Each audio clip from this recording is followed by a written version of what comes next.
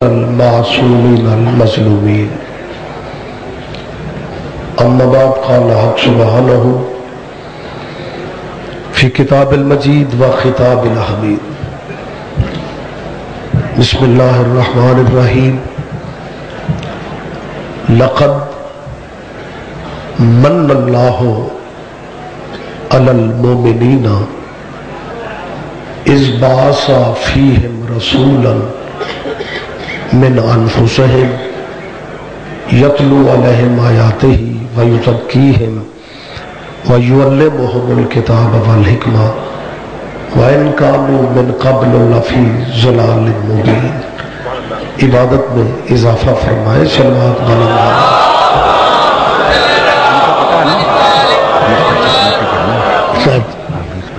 جی تعمیر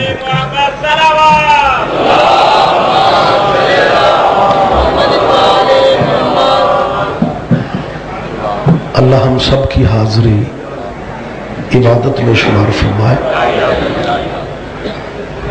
جو دعائیں آپ کے ذہنوں میں ہیں یا جن عزاداروں نے دعائیں مجھ سے کہی ہیں، بی بی کا صدقہ اللہ کسی کا دامن خالی نہ لوٹا، بانیان مجلس کے اور سب عزاداروں کے اللہ رزق اور عزت میں اضافہ فرمائے۔ تفصیلی یا طویل گفتگو کی قطعاً وقت اجازت نہیں دے رہا۔ اس دنیا میں دین بھی بہت سے ہیں اور مذہب بھی بہت سے ہیں، بالکل اسی طرح رہبر بھی بہت سے ہیں اور رہنما بھی بہت سے ہیں، لیکن واحد قبیلہ آل محمد کا ایسا ہے کہ ان کا ذکر نہ کیا جائے تو اللہ اپنی نماز بھی وصول نہیں کرتا۔ متوجہ ہے آپ سرکار؟ زندہ ذہن بیٹھے گئے یا آل نبی کا قبیلہ واحد قبیلہ ہے کہ جب تک، اور دیکھیں ہم ایک ایسے ملک میں رہتے ہیں جہاں کچھ لوگ صرف اپنے آپ کو ہی اللہ والا سمجھتے ہیں، اور ایسے اللہ والوں پہ ہمیں بعض دفعہ ترس بھی آتا ہے کہ تقریروں میں یہ کہتے ہو صرف اللہ، فقط اللہ، بس اللہ، تو جب آذان کا ٹائم ہوتا ہے 4 دفعے اللہ اکبر کہہ کے اذانیں ختم کر لیا کرو، ویسے بھی پبلک کے پاس ٹائم زیادہ نہیں ہے۔ جی بسم اللہ، آپ جیئے جی مہربانی فرمائیں۔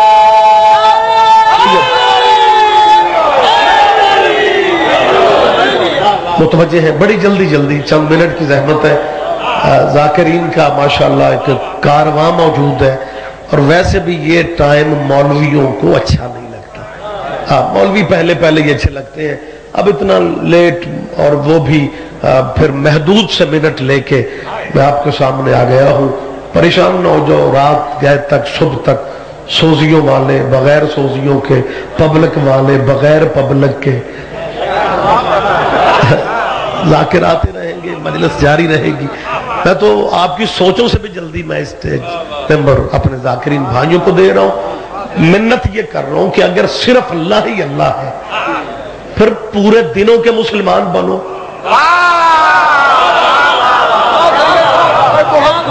اور 4 دفعے اللہ اکبر کہہ کے اپنی آذانیں ختم کر لو۔ یہ آذان میں اشہد ان محمد رسول اللہ کیا ہے؟ مولوی جی آپ ہم سے علی ولی اللہ پوچھتے تھے نا، میں تم سے محمد رسول اللہ پوچھ رہا ہوں۔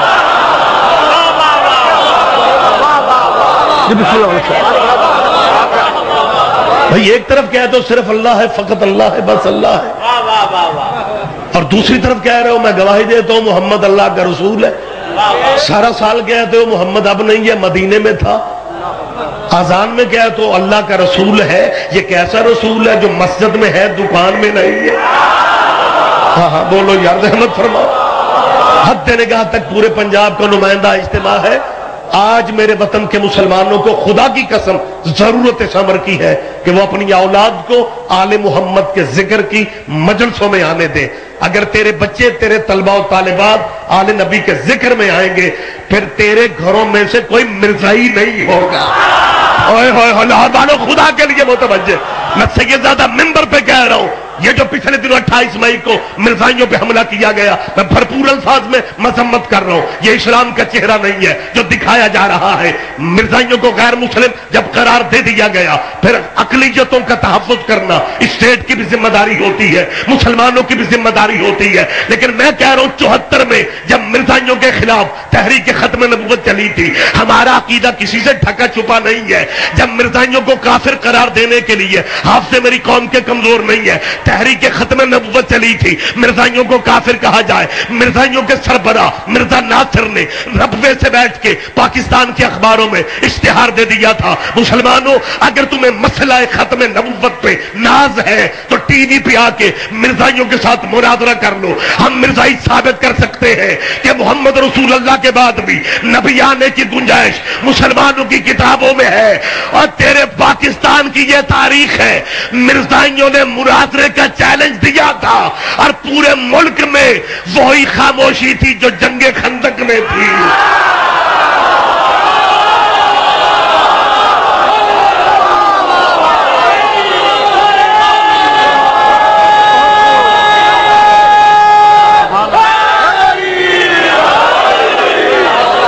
اللہ میرا جانتا ہے، اس پورے ملک میں سناٹے تھے. آپ کے لاہور، جی بسم اللہ، آپ کے لاہور شہری کی بات ہے، جب مرزائیوں نے مناظرے کا چیلنج دیا، مسلمانوں کے سارے فرقوں کے علماء لاہور پہنچے اور شورش کاشمیری کا اپنے زمانے کا نام تھا. اس سے کہنے لگے صورتحال بڑی عجیب ہے، تحریک عروج پہ ہے، مرزائیوں نے مناظرے کا چیلنج دے دیے.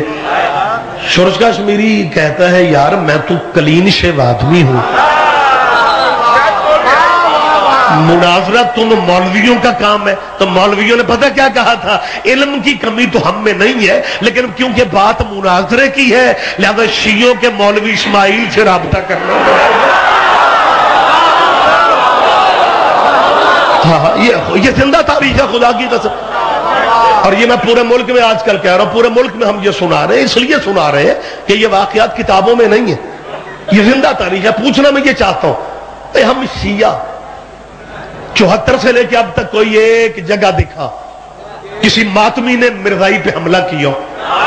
عقیدہ ختم نبوت میں جتنے ہم مضبوط ہیں تو سوچ بھی نہیں سکتا. میں اپنے حرفوں کا ضامن بن کے کہہ رہا ہوں، وہ شیعہ مرزائیوں پہ اٹیک کیوں نہیں کرتے؟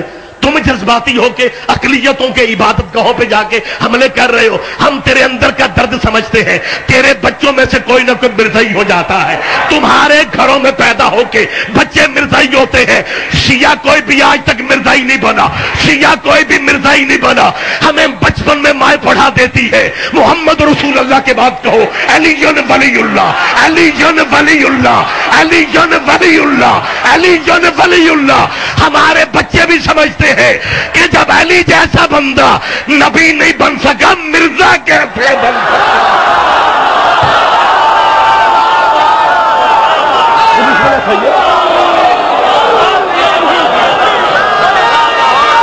جی بسم اللہ صاحب.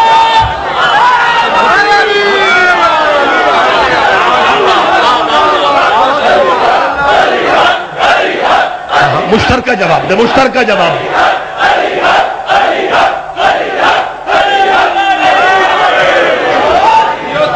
بس گفتگو میں تمام کرنا چاہ رہا ہوں. شورش کاشمیری سے جب مولویوں نے کہا نا کہ بات مناظرے کی ہے، وہ شیعوں کے مولوی اسماعیل سے رابطہ. میں پوری دیانتداری سے یہ فقرے دے رہا ہوں، پورے پنجاب کے جانے پہچانے چہرے آپ بیٹھے ہوئے ہیں. میں اگر نام لینے پہ آؤں گا تو کہاں جاؤں گا؟ یہ بڑے ذاکروں کا حق بنتا ہے نام لینا، میں تو سادہ لفظ کہنے کا عادی ہوں. شورش کاشمیری نے آپ کی قوم کے وکیل آل محمد مبلغ اعظم مولانا اسماعیل مرحوم کو فون کر کے جو فقرے کہے تھے دیانتداری سے کہہ رہا ہوں. شورش کاشمیری نے کہا تھا مولوی اسماعیل تو مشکل کشا کا مرید ہے، ہم پہ مشکل آ گئی. ہاں فخر کرو اپنے مذہب کی سرکار میں. خدا کی قسم. جی بسم اللہ. میں زیادہ دیر نہیں کر رہا, میرے پاس صرف زیادہ سے زیادہ 2 یا 3 منٹ ہے اور یہیں پہ مجھے گفتگو چھوڑ دینا ہے. وقت بالکل تمام ہوتا جا رہا ہے, متوجہ رہیے گا سرکار. شورش کاشمیری نے کیا کہا تھا؟ تو مشکل کشا کا مرید ہے, ہم پہ مشکل آ گئی ہے, مشکل کشا کا صدقہ ہماری مشکل آسان کرنا. مسئلہ ختم نبوت کے لیے تمہیں اسلام آباد آنا پڑے گا. قبلہ اسماعیل مرحوم نے ایک فقرہ کہا, کہنے لگے شورش کاشمیری تیرے پاس تو میرے فون کا نمبر ہی نہیں تھا.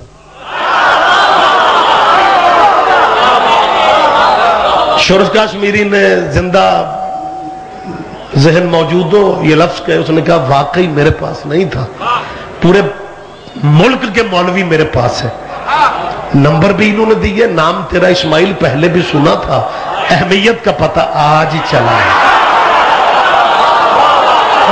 خدا کی قسم یہ میں وہ باتیں کر رہا ہوں جو فون پہ کہی گئی. اور قبلہ مبلغ اعظم جو فقر جواب میں گئے کہ لگے شورش صاحب میں 40 سال ان مولویوں میں رہا ہوں, یہ رات کے اندھیرے میں مدد مانگتے,